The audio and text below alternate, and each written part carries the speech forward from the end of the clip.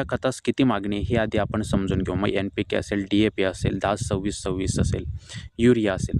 शेतकरी बांधवांमध्ये कशाप्रकारे मॅट्रिक टनास मागणी आहे समजून घेतोय.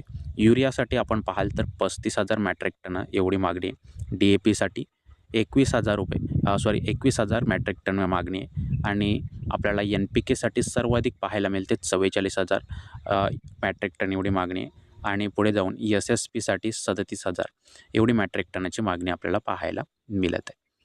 तर या ठिकाणी कोणत्या खतास किती मॅट्रिक टन मागणी आहे समजून घेतलं. पुढे जाल तर आता NPK म्हणा, DAP म्हणा, युरिया किंवा 10-26-26 असेल, हे काही खतं आहेत प्रामुख्याने शेतकरी बांधव हे यूज करत असतात आणि याला सर्वाधिक मागणी देखील आहे.